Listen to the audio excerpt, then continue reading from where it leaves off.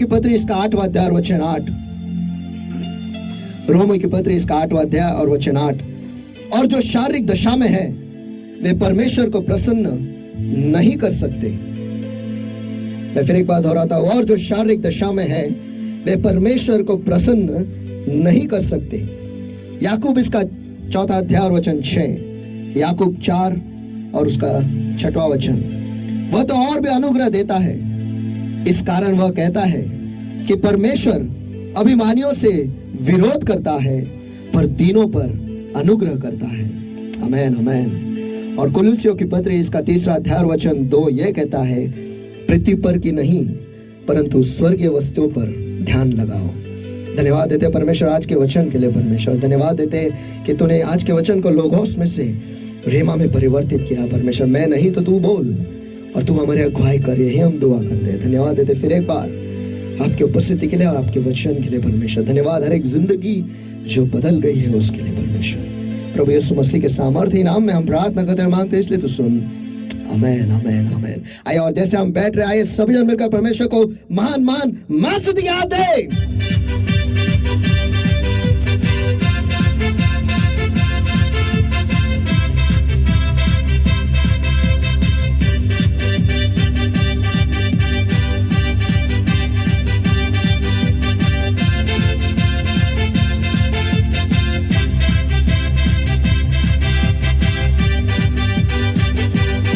Amen hallelujah hallelujah. सचमुच हमारा परमेश्वर जो अद्भुत परमेश्वर है, उसके जैसा दूसरा और कोई नहीं है। आमेन आमेन आमेन। और कोई कभी हो भी नहीं सकता।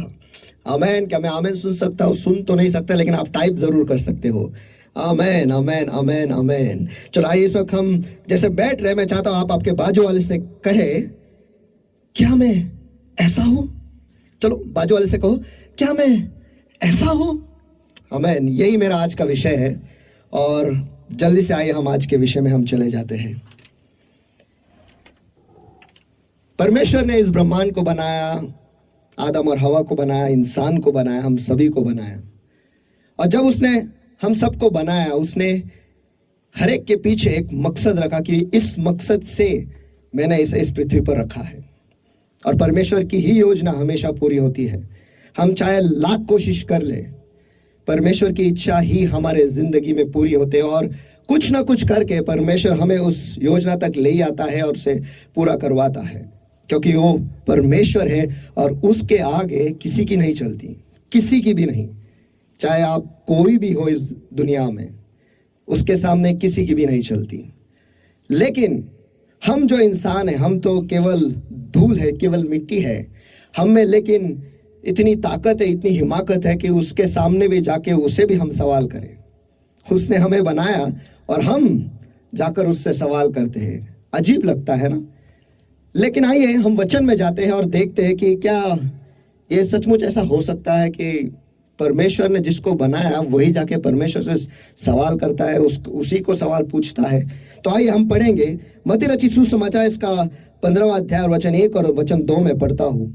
तब यरूशलेम में कितने फरीसी और शास्त्री यीशु के पास आकर कहने लगे, तेरे चेले पुर्नियों की रीतियों को क्यों टालते हैं कि बिना हाथ धोए रोटी खाते हैं? मैं फिर एक बार पढ़ता हूँ। तब यरूशलेम में कितने फरीसी और शास्त्री यीशु के पास आकर कहने लगे, तेरे चेले पुर्नियों की रीतियों को क्यों टालते हैं कि बिना हाथ धोए रोटी खाते हैं? यहाँ पर हम देखते हैं कि कुछ फरीसी जो है वो यीशु के पास आए और उससे सवाल करने लगे। और अगर आप बाइबल ठीक से पढ़ोगे तो हर जगह पर जब यीशु इस धरती पर था और वो कार्य कर रहा था, परमेश्वर के राज्य की घोषणा कर रहा था, लोगों से बातें कर रहा था, उस वक्त हमेशा ये फरीसी सदूकी ये सारे लोग पर यीशु के पास आए, हमेशा उससे कुछ ना कुछ सवाल करते रहे, उससे पूछते रहे, लेकिन उसे कभी वो जवाब नहीं दे पाए जब वो उन्हें सवाल पूछता था। लेकिन ये लोग हमेशा उससे सवाल करते रहते थे, सवाल करते रहते थे, सवाल करते रहते थे। हमेशा कुछ ना कुछ वो खोट निकालने की कोशिश करते थे, लेकिन वो कभी उसमें खोट निकाल ही नहीं पाए। कैसे निकाल पाए? वो परमेश्वर का वचन है, परमेश्वर का शब्द है, जिंदा शब्द जो उनके बीच में चल रहा था। वो ये भूल गए, जो तोरा वो पढ़ रहे थे वो आज उनके सामने जिंदा है। वो ये नहीं जानते थे कि वो जो पढ़ रहे थे, जिनके बारे में उन्होंने लिखा था, उन्होंने पढ़ा था, सब कुछ वो आज हमारे सामने है।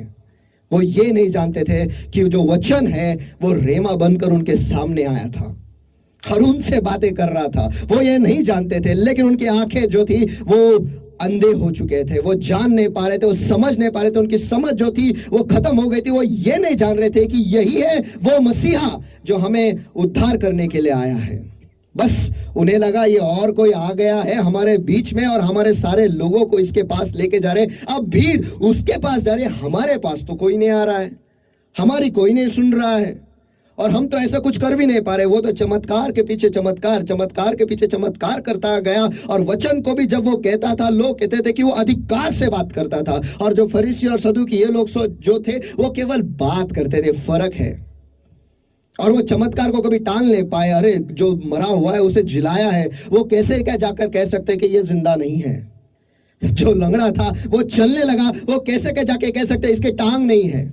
चलो आज के तारीख में हम कह भी लेंगे उसने आर्टिफिशियल लेग लगाया होगा या फिर आर्टिफिशियल हाथ पैर लगाया होगा, लेकिन जब परमेश्वर कार्य करता है ना, दिखता है, वो असली है और वो पूरा है। आमीन।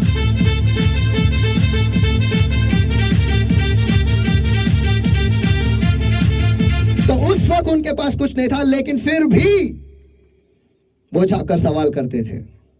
यही फरीसी और सदूकी ये सारे लोग। लेकिन मेरा सवाल आज, वो क्या सवाल कर रहे थे इस पर नहीं, वो कैसे थे इस पर है। ये लोग थे कौन? ये फरीसी लोग कौन थे? ये वो लोग थे जो उस वक्त के तोरा को जानते थे, यानी जो वचन था, जो मूसा का नियम था, जो सारे जो भविष्यवक्ता जो बोल कर गए, उन्होंने लिखा था, ये सब कुछ वो जानते थे।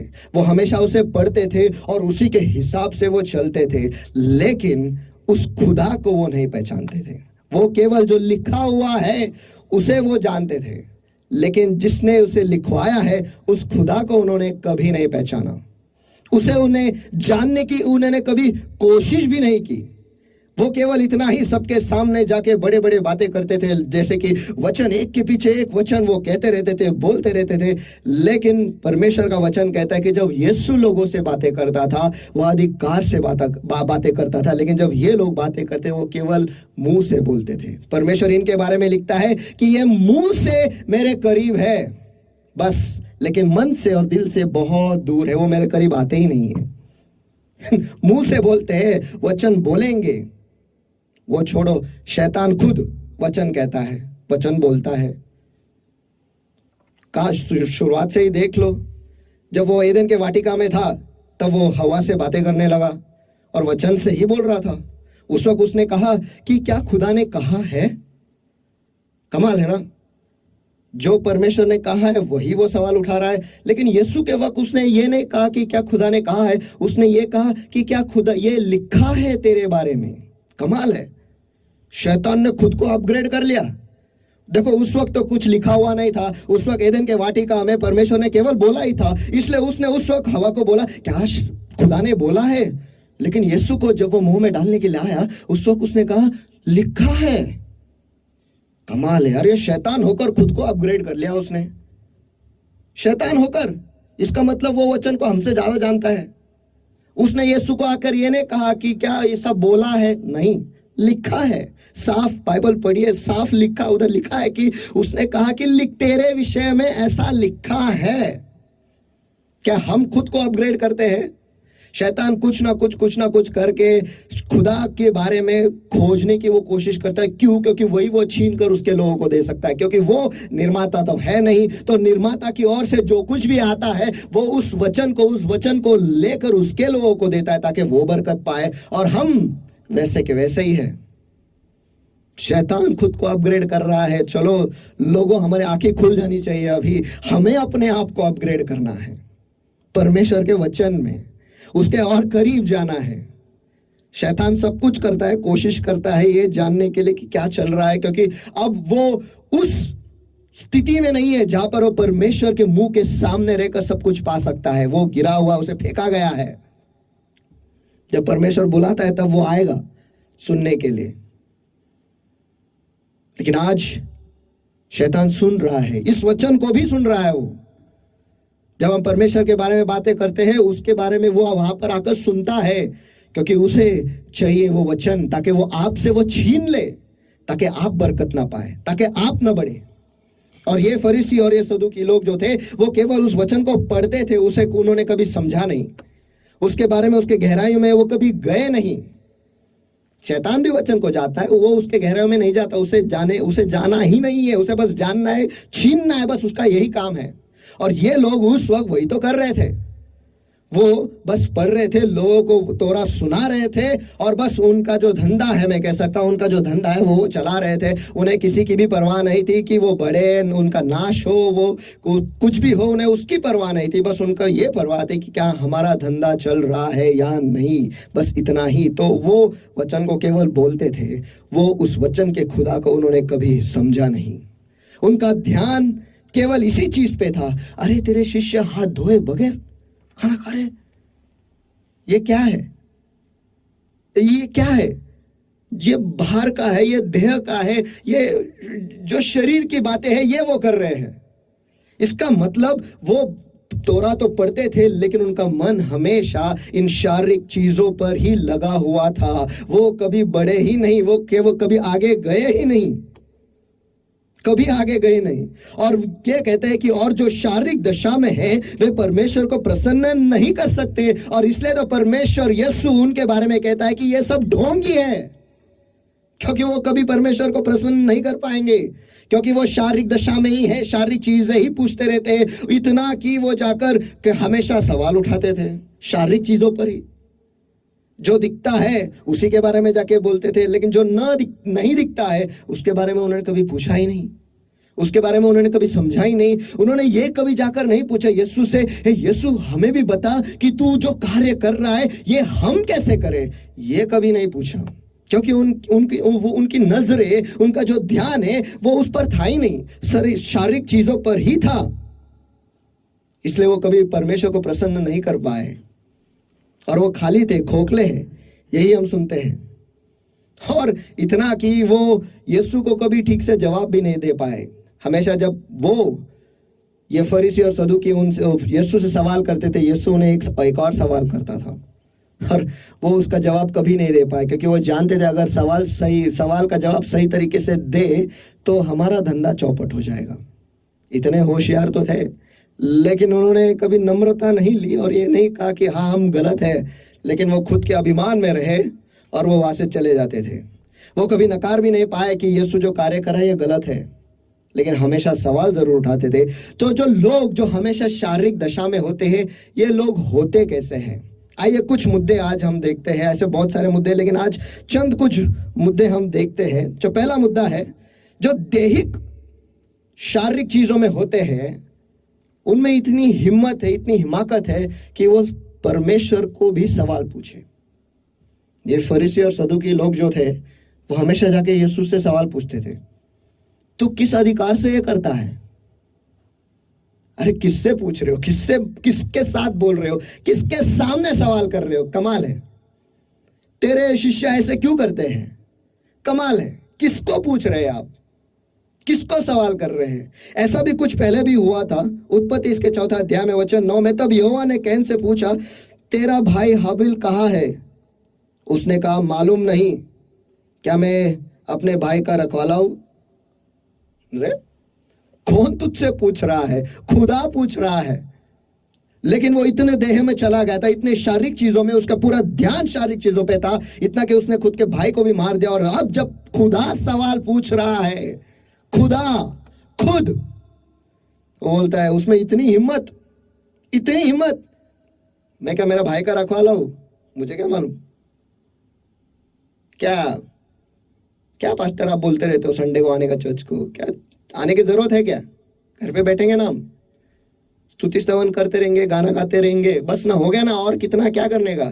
क्या बार बार आप कहते रहते हो पास्टर कि प्रेयर करने का, खुद को पवित्र आत्मा से भर के लें? किधर क्या जी रहे ना हम? आज तक जिंदा है ना? कोरोना के काल में भी हम जिंदा है। देखो हम जैसे हैं वैसे हैं, लेकिन आज भी हम जिंदा है ना?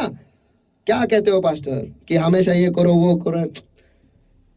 सवाल, अरे परमेश्वर का वचन आ रहा है, परमेश्वर खुद कहता है कि सबको पवित्र करके मानो, और जो जब लोग इकट्ठा होते हैं वहां पर जाओ, क्यों जाना है? क्या सचमुच ऐसा करना है? ऐसा करके होगा क्या? क्या जरूरी है कि परमेश्वर ने हमें छूना ही चाहिए? नहीं छुआ तो क्या?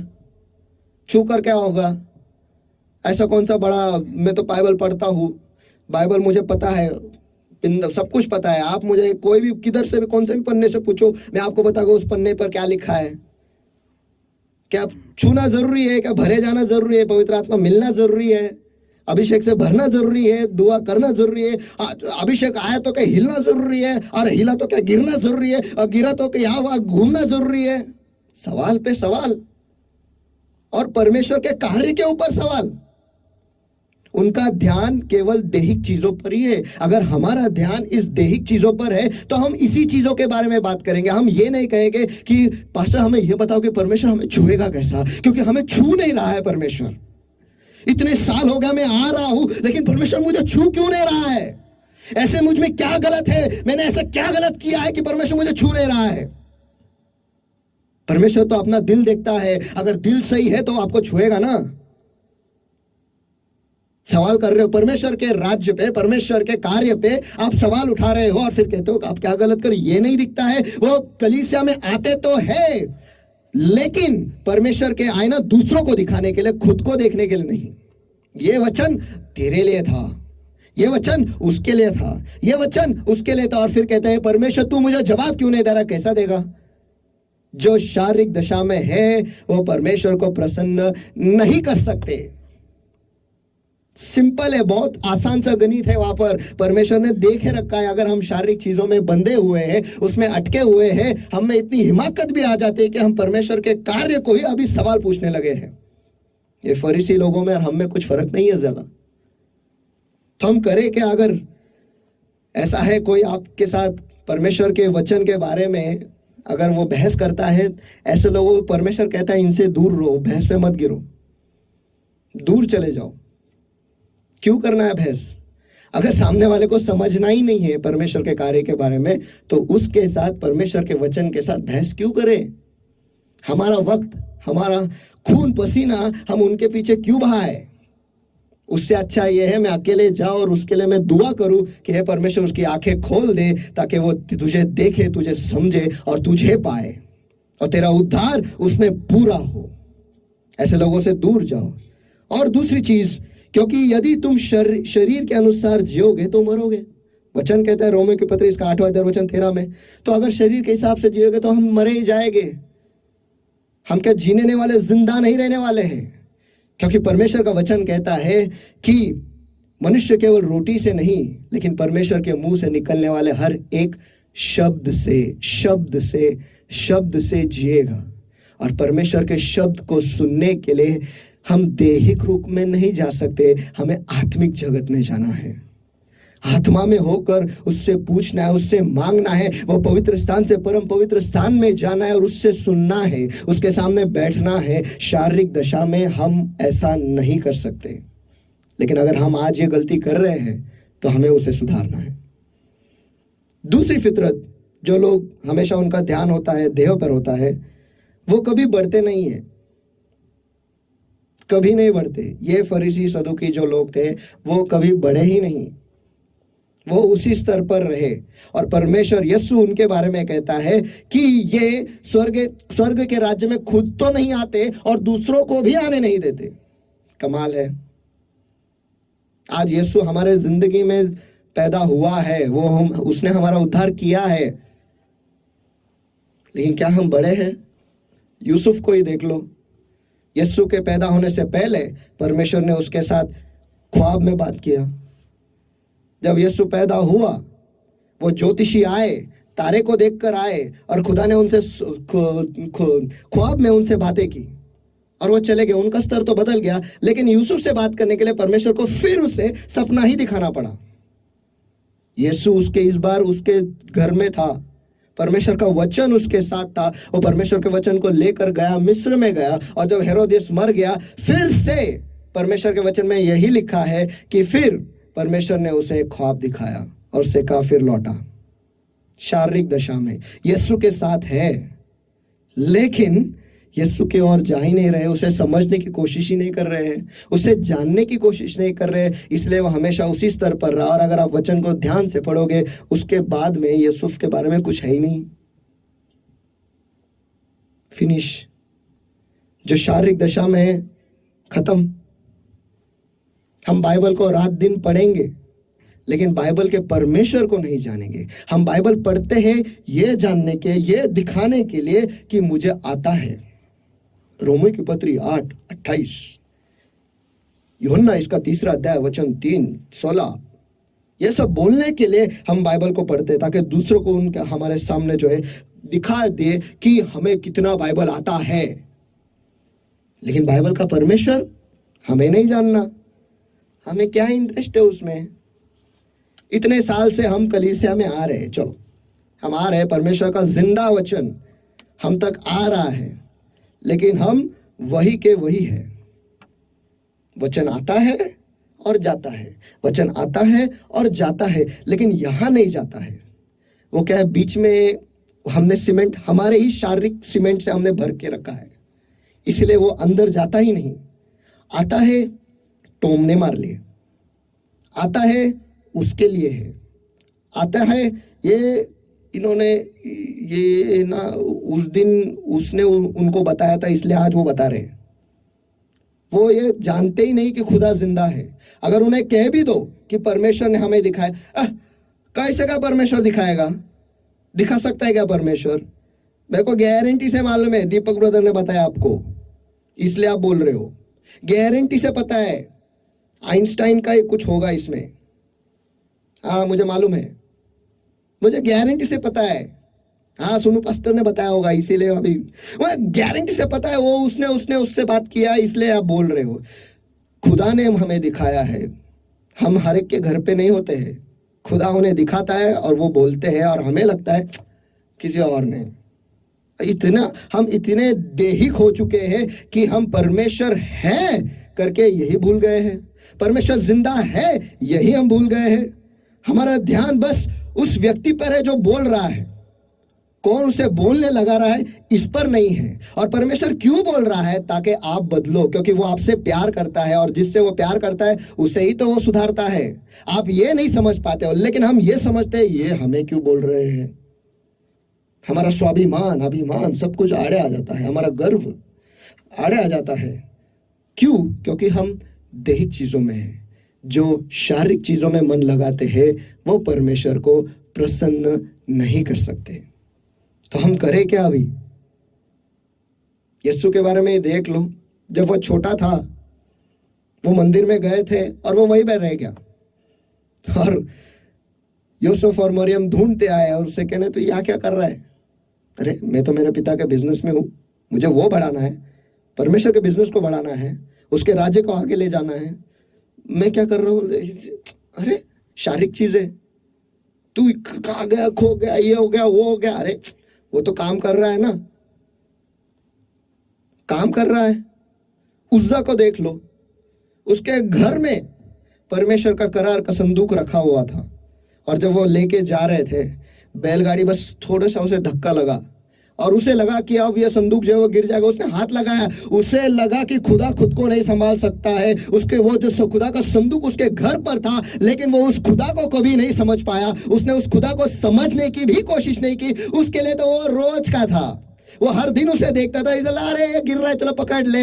इन परमेश्वर को पसंद नहीं है। हमारा परमेश्वर जो है वो जिंदा है, उसे कहीं उठाकर लेके जाने की जरूरत नहीं है, उसे नहलाने की जरूरत नहीं है, उसे साफ करने की जरूरत नहीं है, लेकिन उसका लहू है जो हमें साफ करता है। उसके हाथ है और वो हमें हाथ पकड़ता है, उसके पैर है और वो हमारे साथ चलता है। ऐसा हमारा परमेश्वर है।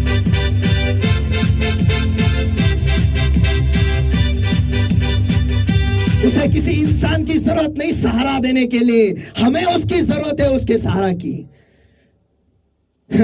उसा को लगा मैं पकड़ लूंगा, मैं संभाल लूंगा। नहीं, शारीरिक में दशा में है तू, शारीरिक चीजों को देख रहा है। जो आत्मिक दशा में वो समझ लेंगे हमारा खुदा जिंदा है।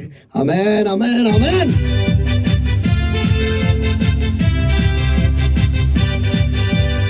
तो अगर आज हमारा ध्यान पूरे शारीरिक चीजों पर है, हमें क्या करना क्या है? परमेश्वर ने देखे रखा है ना, व्यवस्था का ये जो किताब है ना, उस पर रात और दिन मनन करो। आसान है। आज हमारे मनन जो है ये सारे जगत के सारे चीज़ों पर होते हैं, केवल परमेश्वर के वचन को छोड़। और आज के तारीख में हम सभी जन जानते हैं स्वर्गारोहण जो है वो बहुत ही करीब है। हमें ज़्यादा से ज़्यादा ध्यान अब परमेश्वर के वचन पर रखना है, ज़्यादा से ज़्यादा ध्यान परमेश्वर के राज्य पर रखना है, ज़्यादा से ज़्यादा ध्यान खुद पर रखना है कि मैं खुदा में कितना बड़ा हूँ, मैं खुदा के कितने करीब हूँ, क्या मैं पवित्र आत्मा के साथ जुड़ा हुआ हूँ या नहीं। क्योंकि अगर स्वर्गारोहण हो गया है और मैं पवित्र आत्मा के साथ जुड़ा हुआ नहीं हूँ तो मैं तो नीचे रह जाऊंगा ना। ये छोड़, इसके जिंदगी में क्या है, उसके जिंदगी में क्या है, इसके जिंदगी में क्या है, उसके बारे में उसने क्या बोला, इन सारे चीज़ों में हमारा ध्यान है तो हम दैहिक चीज़ें हैं और हम परमेश्वर के वचन को कभी समझ ही नहीं पाएंगे।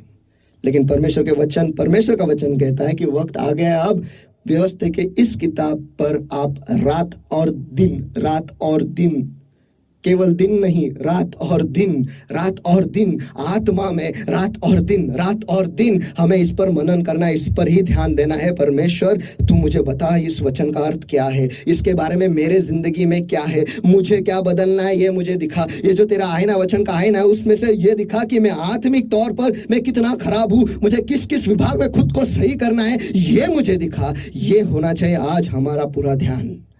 लेकिन जो शारीरिक चीज़ों में है अटके हुए, वो इन सारी चीज़ों पर ध्यान कभी नहीं लगाएंगे। लेकिन आज हमें बदलना है। हमें हमारा ध्यान अब परमेश्वर के वचन पर डालना है।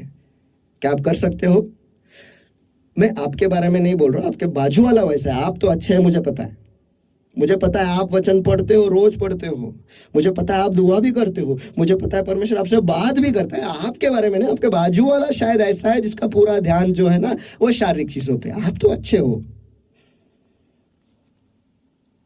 जो शारीरिक दशा में, अगला मुद्दा, वो ऐसे लोग होते हैं जो परमेश्वर की योजना को भी नाश करने के लिए वो पीछे नहीं रुकेंगे। परमेश्वर की योजना है, इसका नाश हम कैसे करें, इस पर भी वो तुले। चलो हम पढ़ते हैं मत्ती रचित सुसमाचार इसका 12वां अध्याय वचन 14। तब फरीसियों ने बाहर जाकर उसके विरोध में सम्मति की कि उसे किस प्रकार नाश करे। किसे नाश करे? प्रभु यीशु मसीह को। जो परमेश्वर की योजना है उसे। क्या हम इतने गिर चुके हैं, ये इतने नीचे गिर चुके हैं, शारीरिक चीजों में इतने घुसे हुए हैं कि उन्हें दिखता नहीं है कि ये परमेश्वर की योजना है इंसान को बचाने के लिए, इंसान के उद्धार के लिए। वो तो निकल पड़े हैं इस योजना को ही नाश करने के लिए। परमेश्वर की योजना है, किसी को बढ़ाया जा रहा है, इसका नाश हम कैसे करें, इसे हम नीचे कैसे गिराएं। क्या हम इतने शारीरिक दशा में हैं कि हम ये नहीं समझ पा रहे कि परमेश्वर की ये योजना है और हमें इसे सहारा देना चाहिए? नहीं, ये मुझसे आगे कैसे क्या जा रहा है, दीपक मेरे से ज़्यादा बेहतर कैसे बजा सकता है, मैं इसे दिखाऊंगा, मैं इसका नाम बदनाम करूंगा, इतना बदनाम करूंगा कि ये कलीसिया से निकल जाए, फिर मुझे मौका मिलेगा बजाने के लिए। मेरा सवाल ये है, क्या परमेश्वर जब आप खड़े रहोगे वहाँ पे बजाने के लिए, क्या परमेश्वर आपका सम्मान करेगा? ऐसे एक जी का आपने नाश किया है, उसे कलीसिया से बाहर निकाला है, क्या परमेश्वर आपका सम्मान करेगा? इसके बारे में सोचो। परमेश्वर की योजना हमें समझ में आई, ये नहीं सोचते हैं कि अब इस योजना को हम बढ़ाएं कैसे, इस योजना को हम पूरा करें कैसा, लेकिन ये सोचते हैं कि चलो हम बाहर जाते हैं। अरे मार्ग से बाहर जाते हैं, मार्ग से बाहर निकलते हैं, कलीसिया से बाहर निकलते हैं, ये सोचने के लिए चलो कि इसका हम नाश कैसे करें। और तैयार है वो लोगों के जिंदगी का नाश करने के लिए, तहस नहस करने के लिए, तैयार है परिवारों को नाश करने के लिए, और उन्हें कोई परवाह नहीं है। ऐसे लोग जो शारीरिक दशा में होते हैं उन्हें कोई परवाह नहीं है कि लोगों को क्या हो। जब यहूदा इस्कारियत को पता चला कि वो उसे दोषी मान रहे हैं, वो वचन कहता है कि वो पछताया और वो उनके पास आया, कहने लगे कि इससे ऐसा क्यों कर रहे हो, तो उन्होंने कहा हमें इससे क्या लेना देना, हमारा काम हो गया, जो नाश करना था हमें परमेश्वर की योजना को हमने कर दिया, हमने मार दिया। वो इसमें खुश हो रहे थे, लेकिन वो ये नहीं जान रहे थे कि परमेश्वर की योजना कुछ और है। वो इसमें खुश हो रहे थे कि अब ये नाश हो गया, ये गिर गया, ये पकड़ गया, हाथ में आया, चंगुल में आया, चलो अभी इसे मार दे, सूली पे टंगा दे। यही उनका काम है। शारीरिक दशा में ध्यान पूरा जो बढ़ रहा है उसे भी रोकेंगे, खुद भी नहीं बढ़ेंगे, ना किसी को बढ़ने देंगे। 40 साल हो चुके हैं, हम वहीं पर हैं। 50 साल हो चुके हैं, हम वहीं पर हैं। 20 साल हो चुके हैं, आज भी हमें वही पास्टर फोन करते हैं, कलीसिया में आओ, वही के वही अटके हैं शारीरिक चीजों में। अरे परमेश्वर की योजना है, कुछ तो कर रहे कलीसिया में। नहीं, ये कलीसिया में बार बार केवल एक ही चीज होता है, जब भी जाओ इधर हर संडे एक ही, हर त्योहार एक ही, कि क्या पाएंगे स्तुति स्तवन वचन परमेश्वर का अभिषेक, जाओ घर। अरे जाओ घर, स्तुति स्तवन परमेश्वर का वचन अभिषेक, ये और दूसरा कहाँ पर मिलता है? ये क्या परमेश्वर की योजना नहीं है हमें बढ़ाने के लिए? अब वक्त नहीं है मनोरंजन का, अब वक्त है सीरियस होने का, अब वक्त है गंभीर होने का कि हे परमेश्वर बहुत समय गया हो चुका है और माहौल जो है ये भी हमें चेतावनी दे रहे हैं और ये चीख चीख कर हमें बता रहे हैं कि स्वर्गारोहण करीब है, हमें बदलना है, अभिषेक में बढ़ना है, अभिषेक में चलना है, वचन के गहराइयों में जाना है। लेकिन हम फिर भी आज उसी चीजों में अटके, ये नहीं हो रहा है, वो नहीं हो रहा है। यार ये कलीसिया सही नहीं, कुछ भी हो जाए बस मैं कलीसिया छोड़ के जा रहा हूं, जा रही हूं। भारती में चिल्लाएगा, हे दाऊद के पुत्र मुझ पे दया कर, और यही लोग चुप। परमेश्वर की योजना है, वो आ रहा है, परमेश्वर के करीब जाने की कोशिश कर रहा है, और ये लोग जो यीशु के पीछे है, यही लोग चुप। क्यों चिल्ला रहा है? चुप। परमेश्वर की योजना नहीं दिखाई दे रही। अरे एक पापी जो है वो आ रहा है, करीब जाने की कोशिश कर रहा है, आप उसे ही रोक रहे हो। कमाल है यार। आप तो ऐसे लोग होने चाहिए जो लोगों को आगे ले जाएंगे, ना कि पीछे खींचेंगे। इसके बारे में पता चला 1000 लोगों को बताएंगे, लेकिन पता चला, अरे आप परमेश्वर ने आपको पता क्यों चलने दिया? ताकि आप उसके बारे में दुआ करो, ताकि आप उसे सहारा दो, उसे हेल्प करो, उसे मदद करो और उसे आगे ले जाओ। नहीं, मौका अब आया है, मुझे मिला है मौका, अब मैं मारूंगा चौका। और करते हैं, लेकिन क्या होता है? नाश हमारा ही होता है। भूलिएगा नहीं, कभी ना भूलिएगा,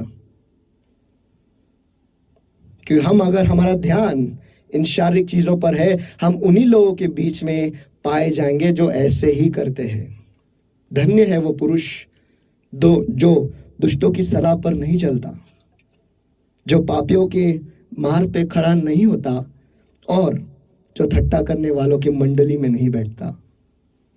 हम उन लोगों में से तो नहीं जो ठट्टा करने वालों की मंडली में बैठते हैं, क्योंकि हमारा ध्यान शारीरिक चीजों पर ही है। और परमेश्वर की योजना, यीशु को हम कैसे पकड़वाए, इसके बारे में हम बात कर रहे हैं। कमाल है। हमें ये नहीं करना है, लेकिन आगे कहता है, परंतु धन्य वो पुरुष है जो यहोवा की व्यवस्था से प्रसन्न रहता है। हमें ये कहना है, अरे छोड़ो बाकी सब चीजें, मुझे परमेश्वर की व्यवस्था पर मुझे प्रसन्न रहना है, इसके बारे में मुझे समझना है, इसके बारे में मुझे सुनना है। परमेश्वर की योजना क्या है ये मैं समझ लूं और उसे मैं पूरा करूं, इस पर मेरा पूरा ध्यान होना चाहिए। और रात और उसकी व्यवस्था पर रात और दिन ध्यान करते रहता है कि परमेश्वर मुझे बता तेरी योजना क्या है, और तेरी योजना को पूरा करने के लिए मैं क्या करूं ये मुझे बता, तेरे वचन से मुझे मार्ग दिखा। जो शारीरिक दशा में है वो लोग ऐसा कभी नहीं करेंगे। और आखिरी एक मुद्दा मैं लेता हूं, ऐसे बहुत सारे हैं जो हम ले सकते हैं, लेकिन जो लोग शारीरिक दशा में है वो कभी किसी को उठा नहीं सकते। जो गिरे हुए हैं उन्हें वो कभी उठा नहीं सकते। परमेश्वर का वचन कहता है, लूका रचित सुसमाचार इसका 15वां अध्याय वचन 2, और फरीसी और शास्त्री कुड़कुड़ा कर कहने लगे कि यह तो पापियों से मिलता है और उनके साथ खाता भी है।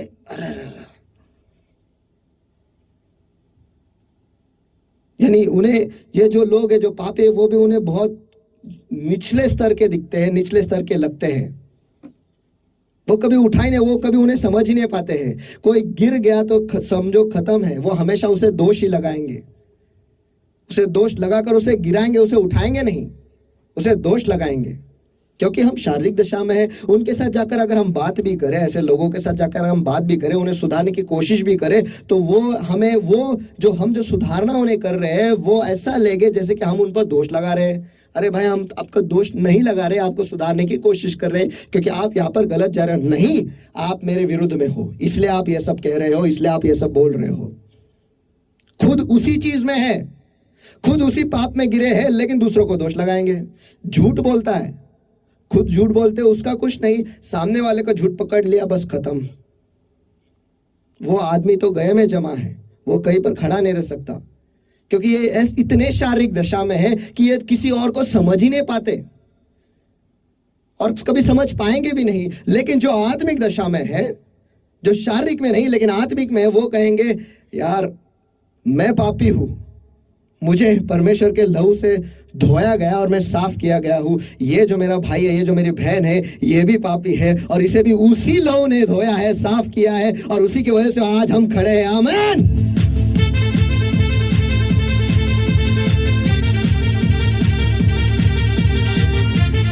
और उन्हें दोष नहीं लगाए, लेकिन उन्हें उठाएंगे। डर मत, मैं भी पापियों के लाइन में पहला ही खड़ा हूं, मैं भी तेरे जैसा हूं, और मुझे पता है गिरने का मतलब क्या है, मुझे पता है उठना कैसे है। चल आ, मैं तुझे सिखाता हूँ उठना कैसे है, और उन्हें आगे ले जाएंगे। आमीन आमीन।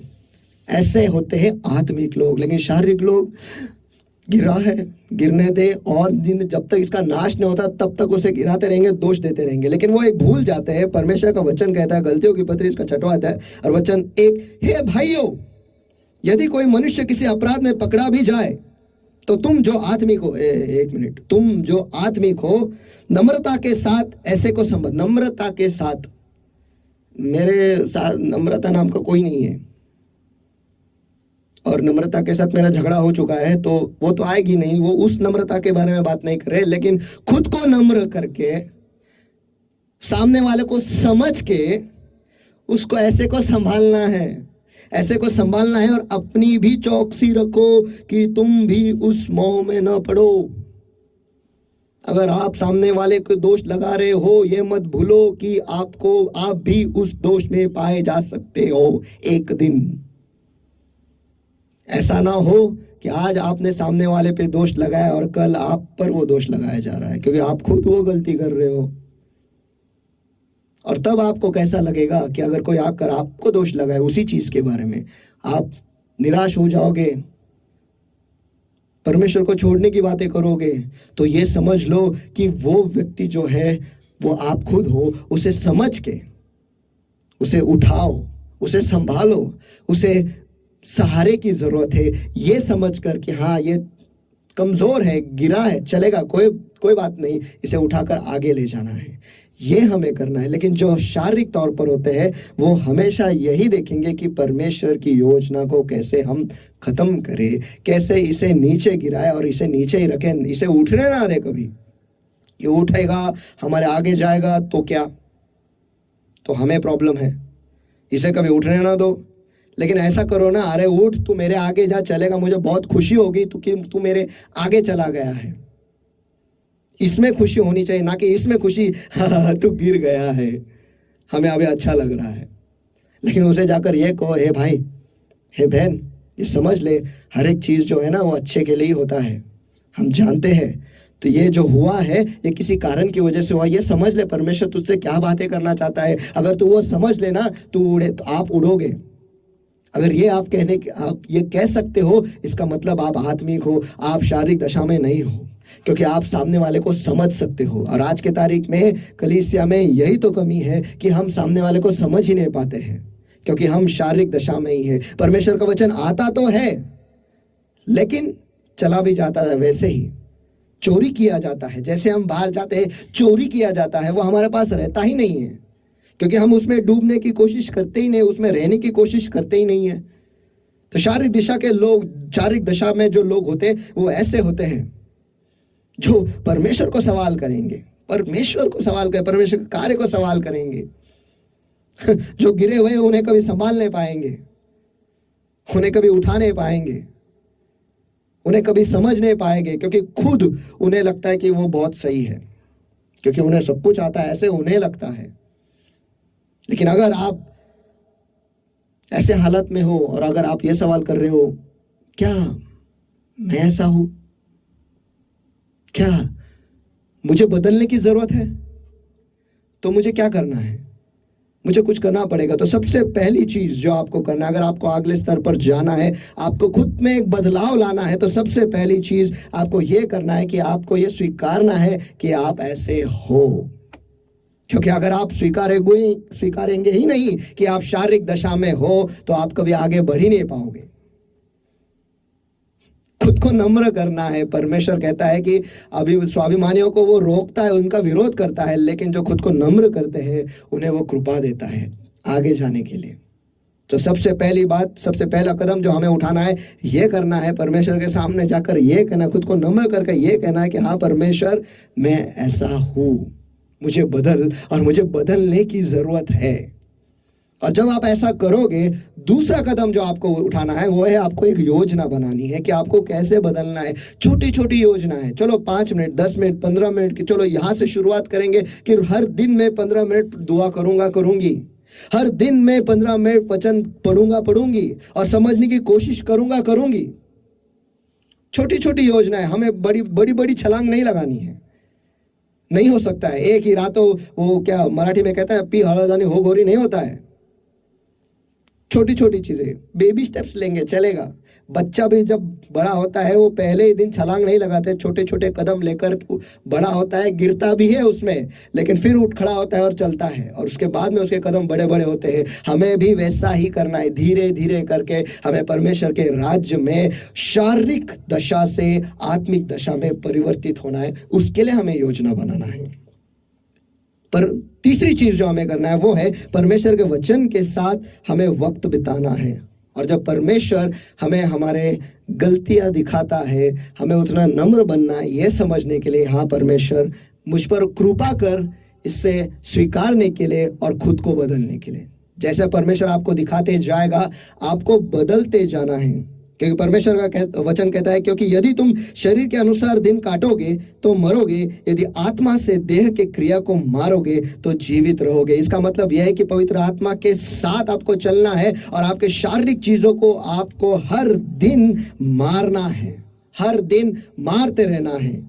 और आगे यह भी कहता है, क्योंकि वह तो और भी अनुग्रह देता है, इस कारण वह कहता है कि परमेश्वर अभिमानियों से विरोध करता है पर दीनों पर अनुग्रह करता है। खुद को बस नम्र करना और कहना है, परमेश्वर मैं ऐसा हूँ, मुझे बदल, और तेरे वचन को समझने के लिए मुझ पर वो कृपा कर।